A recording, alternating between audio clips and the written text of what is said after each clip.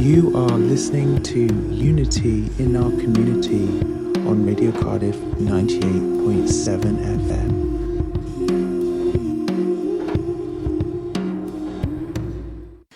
Wow, it's so heartbreaking.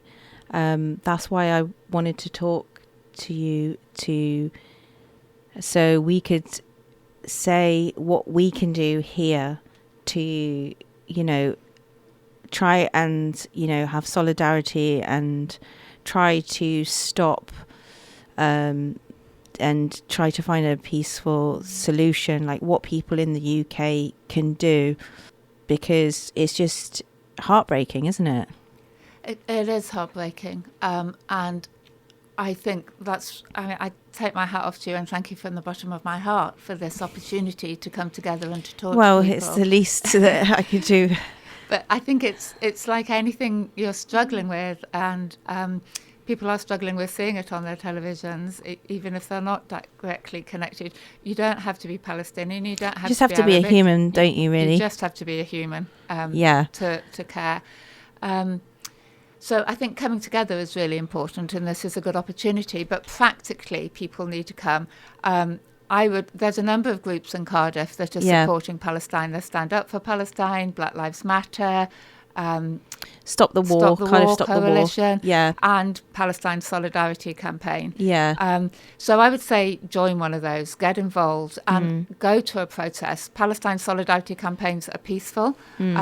But for me, to be honest, one of the reasons I go to protests is to shout free, free Palestine. And then I just feel so much better for shouting what I believe and for being with other people who believe it as well. I think we're in this time where we are quite suppressed in what we can say. And it's kind of happened slowly over the last 10 years, I think, where we've in this kind of situation where the media really don't hold anyone to account, and we have difficult situation where people are being gaslit all the time, and I feel that the political class tried to explain it away or try to justify it, and for me personally there is no justification for it. So what would you say as well to people who maybe don't understand the history of Palestine and how long this is going and what kind of role Britain historically has? What advice would you give to them? So they might be listening to us and they might say, "Oh yes, but what about the Israeli hostages, and October the 7th and Hamas and all of those things?" What would you advice be? Because I feel that sometimes people don't truly understand the history and what role Britain has and is still playing today. So Britain has, if I start, so I would say, for example, go to the Palestine Solidarity Campaign website, download their basic fact sheets and read them. They're objective, they're about the UN, United Nations, so go there.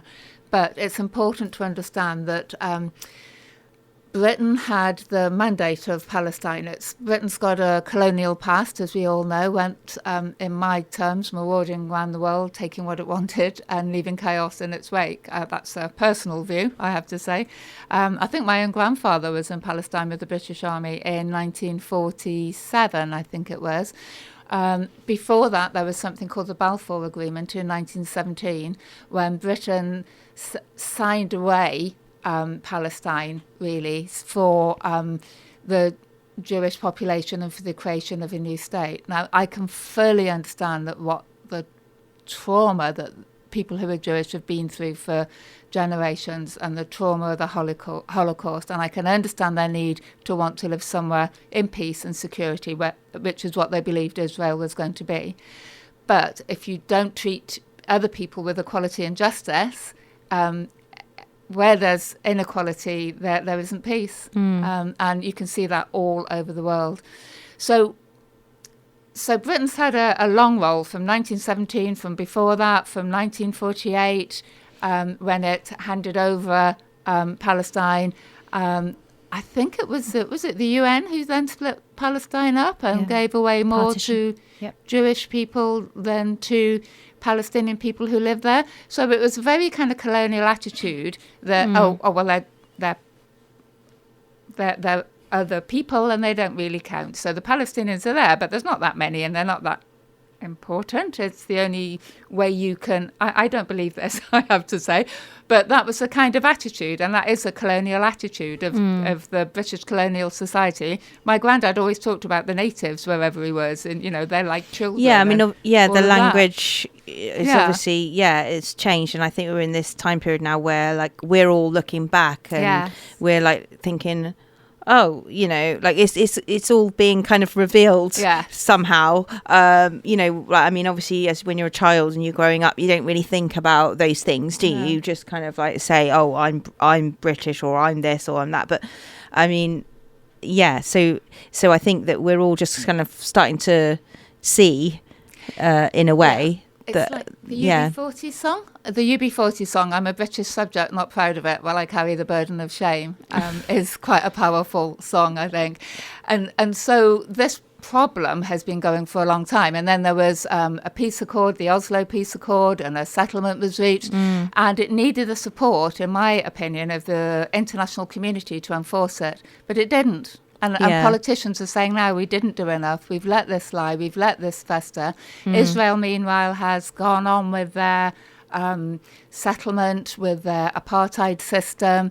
And now the situation has exploded. And what happened on October the 7th is wrong. What Hamas did was wrong. Taking of hostages is wrong. It's against international law. Anybody who does that needs to be answerable. But the answer isn't to then... break international law on an even larger scale. And like we said at the beginning, like violence on any level, really, we want to find a peaceful solution. And I'm sure there's people, there are obviously a lot of Jewish groups as well who are, fighting to stop, campaigning to stop and support like a peaceful solution.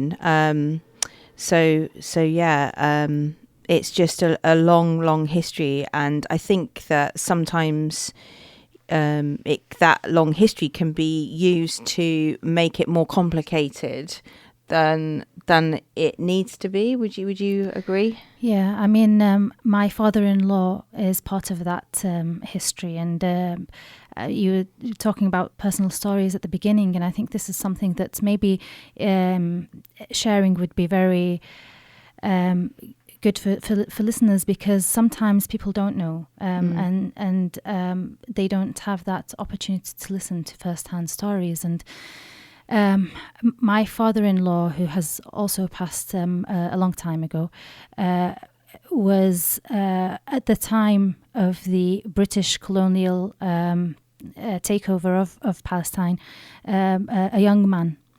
And so in the 1920s, he, all the way up to the 1930s, he was being taken in and out of British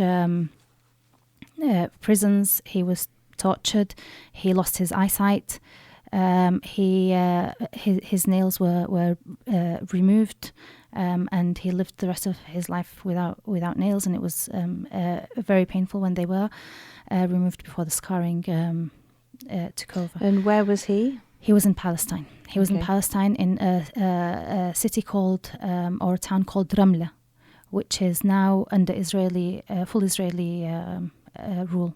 And is in the 1948 borders, which is totally controlled by Israel. And his town has been in totally displaced. The houses remain, but it hasn't been demolished altogether. So we have recently had pictures of those dwellings from before. Now, why I brought my father-in-law and his story is that his mother, in the 1920s, when the very early Jewish immigration from Europe started happening into Palestine, the Palestinians very largely believed that they were opening up their arms to refugees from European persecution of the Jews. And they had Jewish neighbours. They lived together. And my husband has a Jewish uncle.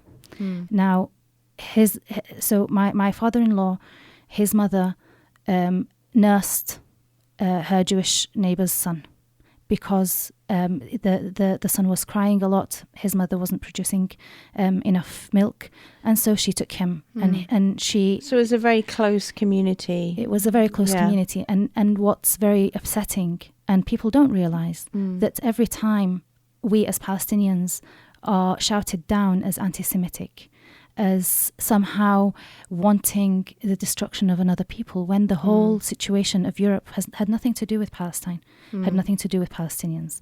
It was very much a European problem. And it was very much a problem that is the same as the Islamophobia that's being fermenting under the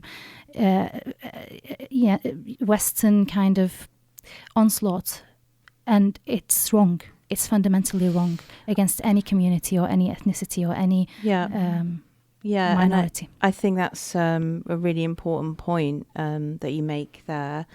And I think all of us need to make sure that we aren't, judging other people by, their race, religion, and people are free to, choose what they want to do. And I think that it's really good to hear the story of the communities living and working and being close together, regardless of whether they're Arab or whether they're Jew, or that at the end of the day, we're all humans. We all have the same. We all need shelter. We all need food. And that's always my perspective. And I think that sometimes these things where we're always looking at the differences and we're always saying, oh, they're those people over there, that is part of the problem. And I think that's why it's really important to have these discussions